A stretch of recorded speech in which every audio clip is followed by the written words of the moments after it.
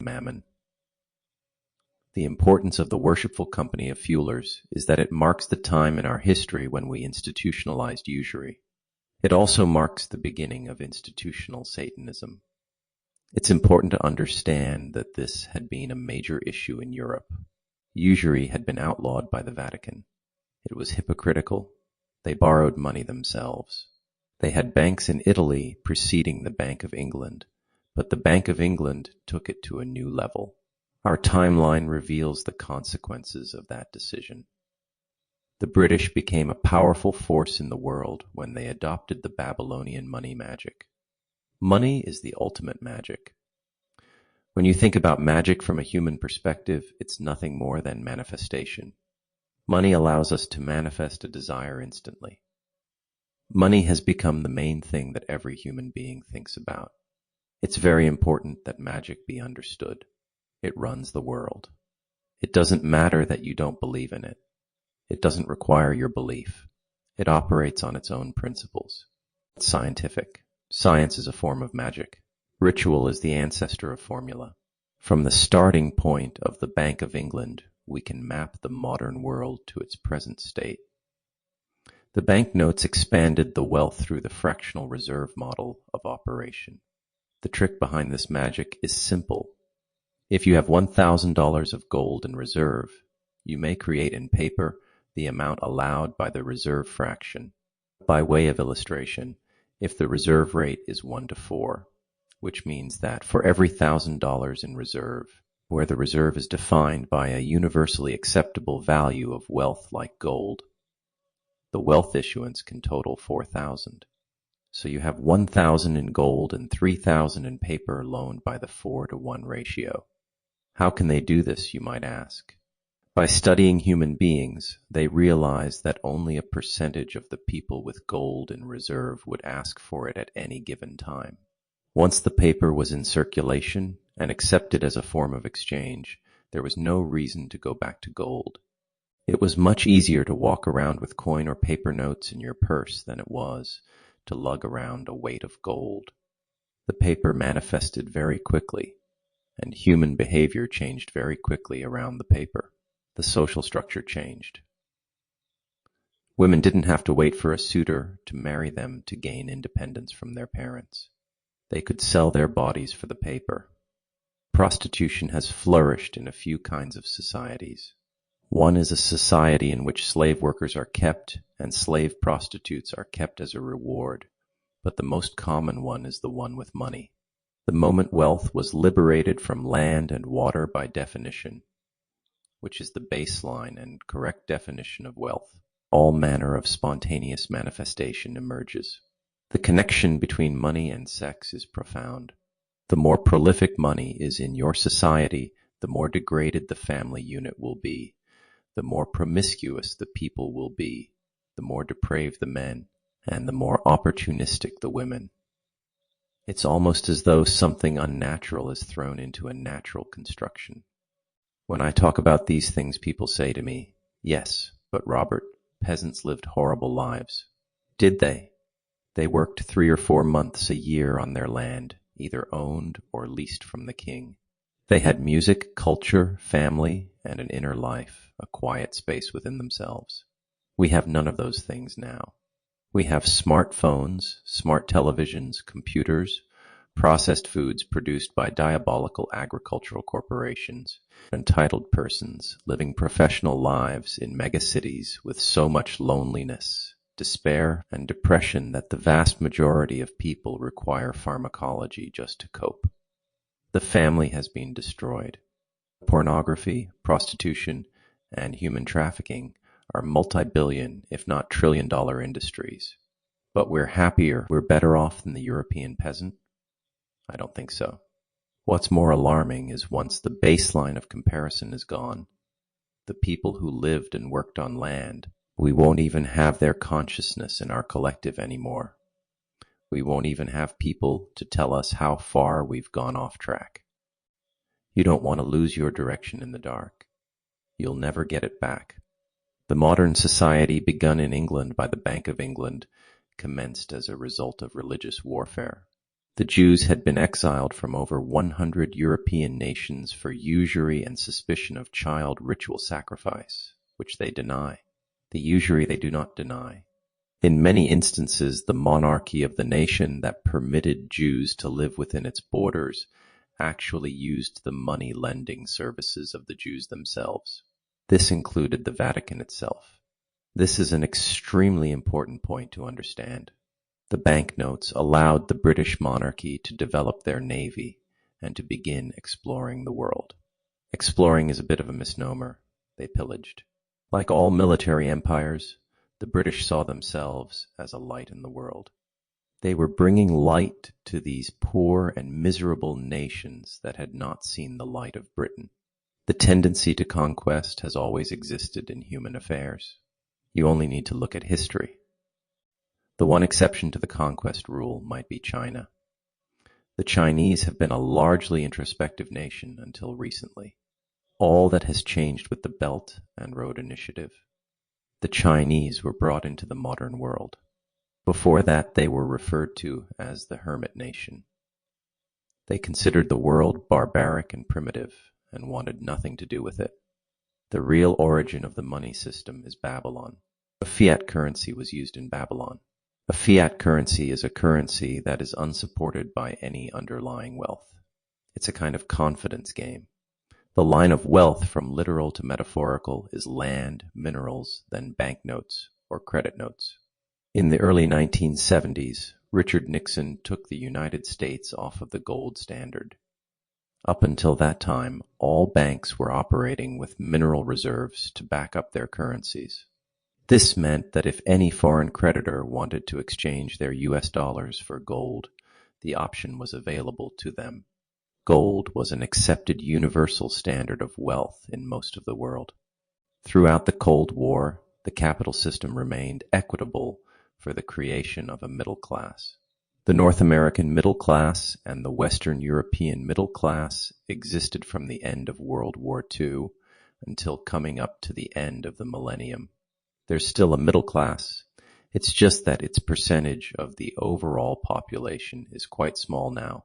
It has been relegated to a small group of successful entrepreneurs, entitled professionals, lawyers, chartered accountants, chartered financial analysts, dentists, veterinarians. Just about anywhere you need a license to work in government supervision and regulation, a kind of de facto extension of the public service, you'll find the remainder of the middle class. It's very important to note that this successful middle class is largely created and sustained by the government and its regulations. It's an artificial economy, or if artificial is too caustic for you, a support economy, especially the titles related to law and money. If we didn't exist, they wouldn't exist. There is no law if there are not two or more parties seeking conflict resolution. Chartered accountants aren't needed unless there are corporations needing bookkeeping. Nowhere do we see anything natural here. It's all in corporations. The corpus is the body. Corpus noun, a collection of written or spoken texts. A corpus of 100 million words of spoken English. The whole corpus of Renaissance poetry. See also habeas. Corpus, word origin, late Middle English, from Latin, literally body. The current sense dates from the early 18th century. The average North American city provides an excellent example of the middle class. In the early 1970s, right around the time Nixon took America and subsequently the world off the gold standard, the average annual income in the United States was about $8,000 to $10,000, and the average home price was about $8,000 to $16,000.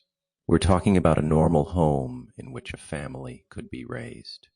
If you flash forward to 2020, 50 years after Nixon took us off the gold standard, the average price of a home in Toronto is $1 million, and the average annual income is $50,000. The annual labor before taxation required to buy a home went from a 1-to-1 ratio in the early 70s to a 1-to-20 ratio in the early part of the 21st century. It's also coincidental to know that the fractional reserve the banks in Canada are operating under is 20-to-1. It's reached the point in Toronto that the young generation have given up on ever owning a home. Unless you come from a family that gives you the down payment, then the idea that you're ever going to own a home is a dead dream. How could North America come to this? It was founded and built on the realization that class and nobility had robbed human beings of property in Europe. It arrived where it's because we didn't break away from the birth culture. We imported the birth culture when we brought in their central banks. This has been the case with many countries. Where did our present culture come from? It came from England. Not only the banks, but the entire philosophy of materialism and building. Oxford is the world's oldest English language university, starting around the 11th century. It's impacted the whole world because of the dominance of the English language, which has become the de facto international language, in no small part due to the English naval advantage in the 17th and 18th centuries, and our unashamed certitude of cultural superiority. In many ways, it was the Second Roman Empire, and America may be looked upon as the final extension of this, with contemporary America showing all the signs of a decaying Roman capital. This, of course, is only the political characterization. Spiritually, both Britain and America are extensions of Egypt, and the ancient cultures Egypt absorbed which preceded her reign upon time's stage. In many ways, Oxford may be looked upon as the cradle of modern civilization. So much of the world's systems originated in Britain, and because of Oxford's place in the creation of those systems and the education of those who maintain the systems globally now, we can clearly see Oxford's place in the molding of the modern world. Remember, since Rome reinvented itself as a theological empire instead of a military one, the name of the game has been ideological empire. It doesn't matter whether it's religious or ideological anymore, but it enters through your thoughts. It's a mental colonization.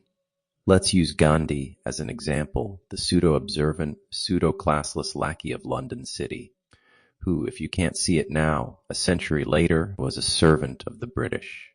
Gandhi was a master of publicity and public relations long before Edward Bernays wrote his treatise on the subject, or Madison Avenue started its marketing and advertising virus of the mind.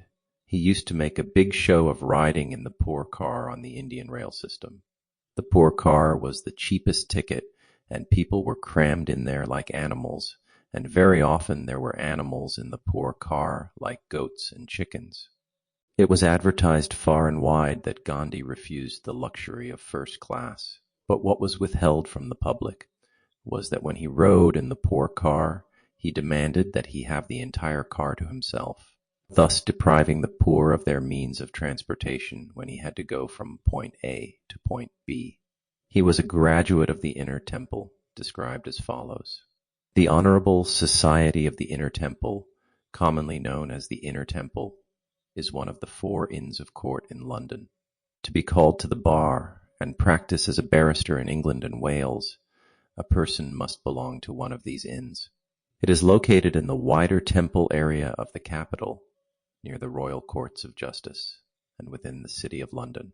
Mahatma Gandhi's tenure at the Inner Temple in London does not directly connect him to Oxford, but he is most certainly connected to the education system of Britain, which served as the ideological seed for the present global system. India has, however, been profoundly affected by Oxford University. Let's look first at Indira Gandhi. She was the first and only female Prime Minister of India. She was killed by her Sikh bodyguards for ordering a military incursion into the Golden Temple, the holiest of sites for the Sikh religion. Indira Gandhi was the daughter of Jawaharlal Nehru, the first Prime Minister of India. She occupied the office from January 1966 to March 1977, and again from January 1980. As Prime Minister, Gandhi was known for her political intransigency and unprecedented centralization of power. The key thing to note in the excellent biographic missive by our friends at Wikipedia is the following: unprecedented centralization of power. This was for suppression of the organic culture, spiritual culture, in this case the Sikhs, who defied the British-derived directive of centralized power through their infected host Gandhi. It is an unfortunate characteristic of the postmodern age in which we live that the concept of infection by virus is limited to the body. Man, in fact, has 5 bodies, or 5 centers of interpretation: the physical, the emotional, the mnemonic, the mental, and the soul, which is the pure perception that sits behind all these bodies.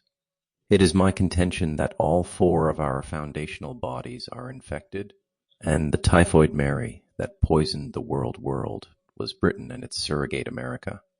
Our emotional bodies have been infected with sentiment. Our memories have been infected with lies and false history. Our minds are infected with ideologies. Only the soul stands above infection. However, it has to navigate a layered perception through the 4 other bodies, or faculties of man working in unison to reveal truth to the soul. The antagonist to perception is deception, and deception can only be practiced by another sentient being. Nature cannot deceive us.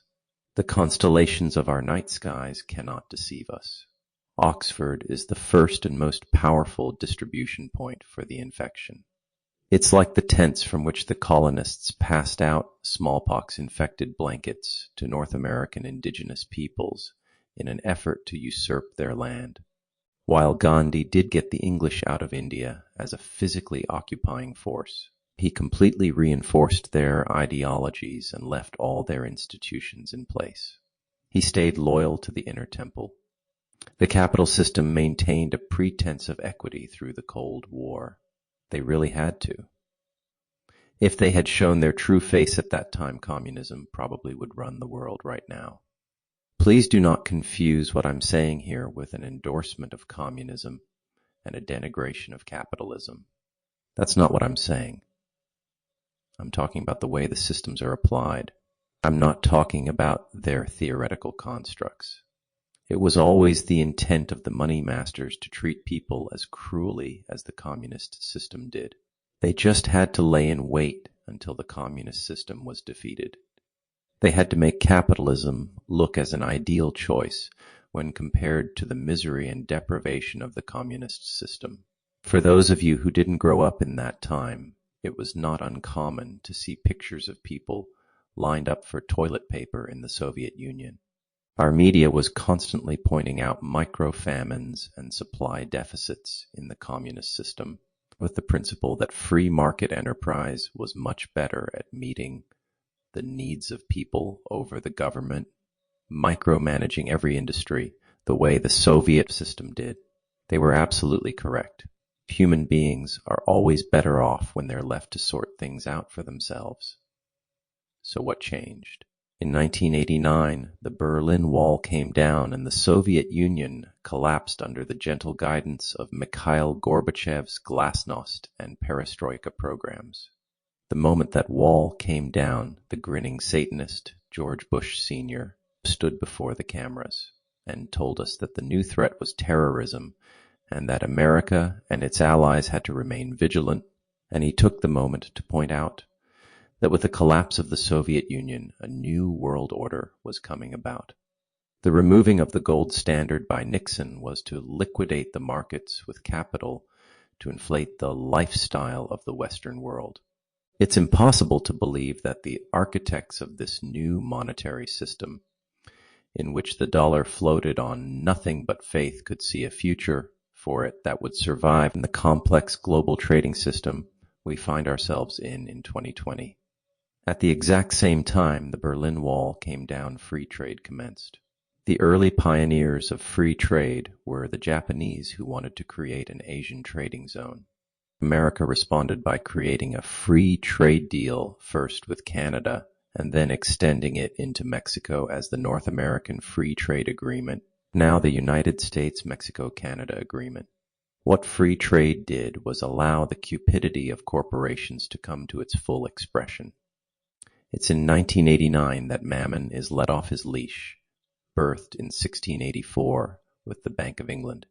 We first begin to see the automobile industry completely deconstructed from its North American base and shipped off to places like Mexico, where the big car manufacturers could get their labor for cents on the dollar.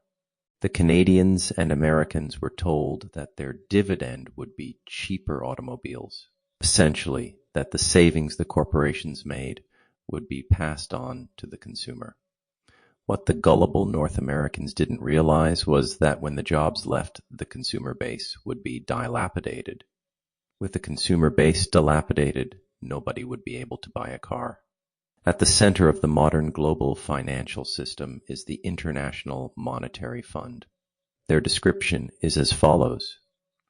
The International Monetary Fund is an organization of 189 countries working to foster global monetary cooperation, secure financial stability, facilitate international trade, promote high employment and sustainable economic growth, and reduce poverty around the world. Created in 1945, the IMF is governed by and accountable to the 189 countries that make up its near-global membership.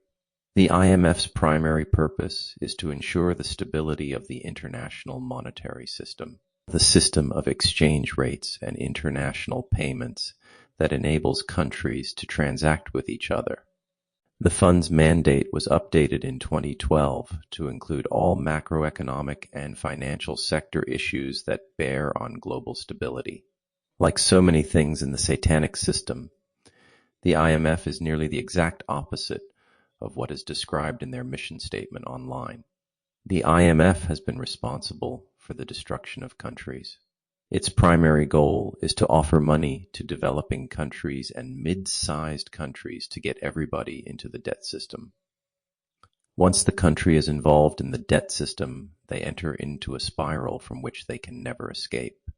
The IMF ends up spending more and more time dictating to the debtor country what it must do. Eventually, the country ends up losing control of its primary natural resources, which gets sold off in a nepotistic auction to balance debt. The first major expose in the public space on the IMF was done by John Pilger in the 1980s.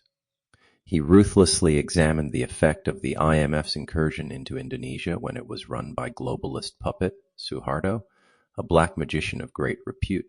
The Suharto family ended up absconding from their own country with tens of billions in personal accounts, while the country was left hobbled and handicapped by the malfeasance of the Suharto regime with the full complicity of the IMF.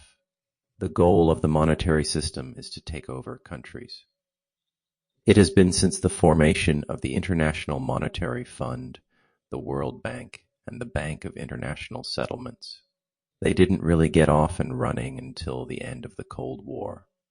Russia to this day remains very antagonistic to the presence of the International Monetary Fund within its governance. It is also one of the most pragmatic countries in the modern capital-based system when it comes to allowing debt to accrue to foreign lenders. So the question becomes, what is the end game of the IMF? It's total ownership of every resource on the planet, air, water, land, and everything else that allows human beings to exist on this planet. It's yet another attempt to compromise the autonomy of human beings as a divine and sovereign being. When we are divine and sovereign, we can use our imaginations to connect with the Creator. When we are internally occupied by falsely generated worries like a financial system that unduly burdens us with stress, then we do not commune property in our internal space. When you think about the truth of money, that it's simply a metaphor, a representation of the real wealth from the planet, which is land, air, and water, why would you trade the paper for the real wealth? It can only happen in a world where human beings are so confused and so satanically misdirected that they don't understand what the real nature of the transaction is. It also helps that money can manifest any desire you have very rapidly. Money becomes the ultimate magical instrument for manifestation. It's really a portable form of magic. The magic has already been done and accepted by the general population. If you have a weakness for flesh, money can fulfill all the fantasies that pollute your imagination. If you want to do some good and help somebody who may be in a bad situation, then money can buy the best medical care on the planet. Money is instant manifestation. But if you take the magic, you lose your connection with your autonomy. You lose your connection with air, the earth, the land, and the water. You lose your soul connection. In theology, we have always viewed Mammon as love of money, but it's much more than that once you understand what money is. It's manifestation and energy. You can manifest almost anything you want on the earth if you have enough money. Those without money place their attention on it. That attention is an intentional energy that goes to those with money. They steal your energy, or in another sense, you give them your energy. But, like so much in this world, this is only the surface story. The real story on this planet is the battle for souls. You're the prize. The money is only a means to capture you. There's nothing wrong with pursuing money. It's needed to survive, buy food, provide opportunity to your children, and many other noble intentions. In the end, it really doesn't matter, though. The very nature of money is magical, and magic is the province of the negative principalities.